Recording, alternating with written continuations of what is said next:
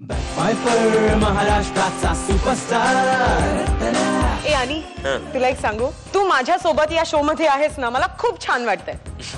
माहितीये मला काय ना अमृता, माझी पर्सनॅलिटीच तशी आहे. यु नो माझा सहवास बस बस, मी त्यासाठी बोलले नव्हते. अरे म्हणजे मला म्हणायचंय की एक परफॉर्मन्स करताना ऍक्शन रिॲक्शनला कोणीतरी सोबत असेल तर खूप कम्फर्टेबल वाटतं, खूप छान वाटतं.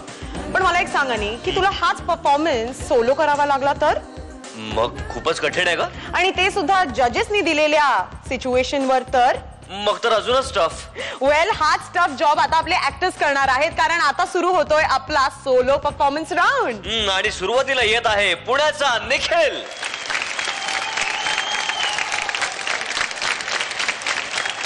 निखिल, मी तुला लोकनाट्य असा विषय देतो.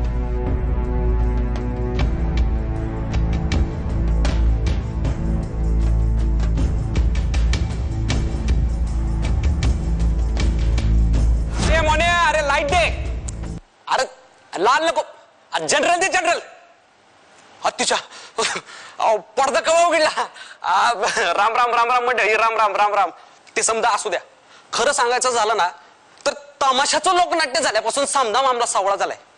म्हणजे कसं आहे, मटणाचा झणझणीत रस्सा आणि उकडलेली उपासाची रताळ्याची भाजी, इतका तमाशा आणि लोकनाट्य याच्यात फरक पडलाय. आता तुम्ही सांगा, आता नाटकामध्ये आता ते गाणी बिणी कशी काय टाकायची आम्ही? म्हणजे बाईनी लावणी ऐवजी काय मनाचे श्लोक म्हणायचे का? सांगा ना. पण ते समजा राहू द्या, तुम्ही बोला, माझी बडबड राहू दे. तुम्ही बोला कंसा वगला वाज. हा बोला बोला की घोड्याची मुंज. काय झालं? अशी का तोंड केली? अहो गाढवाचं लग्न असतंय ब, घोड्याची मुंज का न ग? नाहीतरी हल्ली मुंजीला 16-16 वर्षाचे घोडेच उभे करतात. हा पण तुम्ही उतावळे होऊ नका बर का. नाही, पहिले झूट सांगतो, आता लोकनाट्यात त्यो गवळणीची लुगडी पळवणारा कृष्ण नाही राहिला. आताचा कृष्ण कसा सुजवळ, सात्विक, नाट्य परीक्षण मंडळाने पास केलेला. म्हणजे काय ना, हल्ली देवांवरती काय केलं ना की लोकांच्या धार्मिक भावना दुखावतात. म्हणून माझ्या लोकनाट्यात गवळणीच काम करायला आल्या नाही, तर त्यांना शोधत मी इथपर्यंत आलो होतो. मी काय करतो, गवळणी कुठं मिळतात का बघतो, तोवर तुम्ही काय करा, तुम्ही इथंच बसा, मी गवळणी शोधतो. हा, आणि कोणीच नाही मिळालं ना तर आमच्या अमृता खानविलकर बाई आहेच की मुख्य गवळण. हा, आमच्या सुपरस्टारच्या पोरीनं सुद्धा विचारतो. हा, तुम्ही इथंच बसा, हा मी आलो. हाय का कोणी? मला असं वाटलं बघताना की तू सूत्रधार आहेस या वगाचा, मालक आहेस, जो कोणी असेल तू, आणि तुला गवळणी मिळत नाहीये, तिथपासून नाट्याला सुरुवात होते या प्रवेशात. आणि मग मला असं वाटलं कदाचित तूच गवळण म्हणून येशील की काय, तूच मावशी म्हणून येशील की काय. त्याच्या पुढे नाट्य होतं आणि तिथेच तू संपवलंस नेमकं.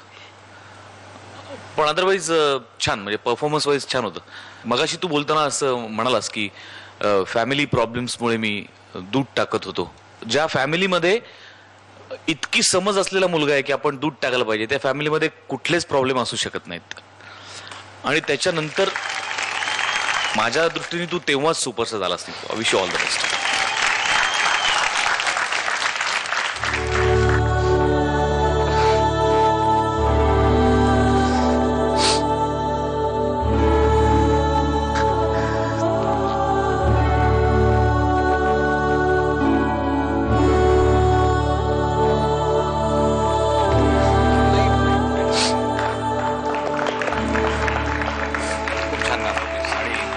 असं कधी नको वाटून घेऊ.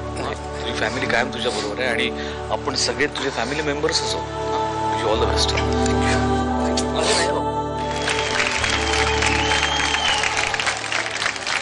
निखिल, छान केलंस. I feel every person who comes from a happy family ना, काही स्ट्रगल नसतं आयुष्यात, तो एक्सपिरियन्स लॅक करतो. जसं तुला एक्सपिरियन्स आहे तसं एक ते असते पेन, ती जर अशी कुठेतरी आली असेल लोकनाट्याची, बरं वाटलं असं. पण ते you took a very light look at लोकनाट्य. फक्त एक सजेशन आहे, बऱ्याच वेळेला असं येतं प्रत्येक वाक्याच्या नंतर, ते टाळ, म्हणजे असं विचार करून टाळ. आणि बाकी छान मस्त. मस्त. मीतला 4 देतो. सुरुवात खूप छान झाली आणि थोडस मध्ये मध्ये थोडं